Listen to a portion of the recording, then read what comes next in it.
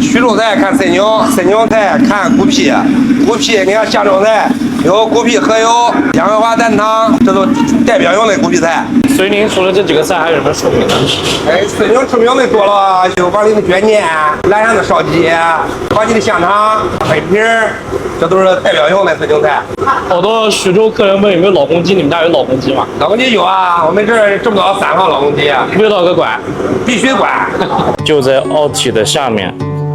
停车还挺方便的。当我知道这里面是板油的时候，我在怀疑我能不能吃得惯了，还点了一些水煎包，水煎包上来还挺香的。尝一下他们这个汤，洋槐花蛋汤，尝一下。这个汤真还蛮好喝的。它鸡蛋跟这勾的芡带一种油香，然后洋槐花是一种清香。我还是头回喝洋槐花鸡蛋汤，我觉得它那个清香味很浓郁。那个大厨本来吹得可牛了，我说试一下到底好不好吃。这个汤没有踩雷，很好喝。这个他说的这个叫什么虎皮活油，尝一下。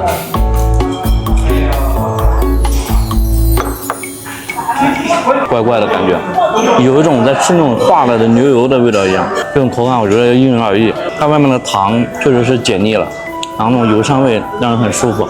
但有的人吃可能会觉得非常非常腻。沙棘手工粉皮还挺弹的。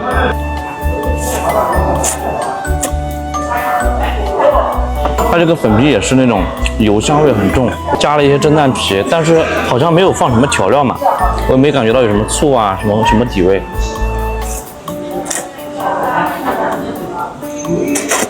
就是纯纯的粉皮的味道，因为裹了一些油，所以有那种粉皮带着油香的感觉。我感觉他们的凉菜很喜欢做荤菜，基本上都是荤菜这些凉菜。这个口感还蛮奇妙的，咬到嘴里面那个肉有点化沙化渣的感觉，也是淡淡的肉香加那种蛋香，没有太重的一个味道倾向。王吉香肠，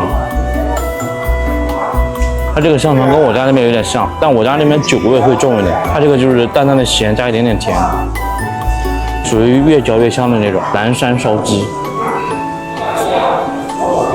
这9个菜的口味好温和，这个烧鸡口味也很温和，但是它们的油香味都比较重，有点打破我对徐州菜的固有印象。吃起来味道还挺棒的，有点像在吃主菜的感觉。水煎包煎的还蛮好的，底下煎的焦焦脆脆的，这边馅儿都快要透出来了。这馅吃起来还挺棒的。它馅吃起来是不腻的，是那种解腻的，都有油香味，但是每个食材它不一样，带来的油香味也不一样。但是水煎包里面的韭菜是韭菜吧，总觉得吃起来有股很奇怪的味道，就是跟我之前吃的水煎包里面的味道比是不太一样的，但是我形容不出来这个到底是什么味道。你们如果尝一下的话，你们就感觉这个味道有点跟你们平时吃的不一样。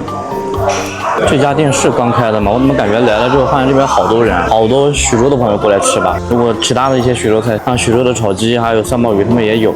这家开的奥体的徐州菜，如果你感兴趣的话，可以来尝一下。就这样了，拜拜。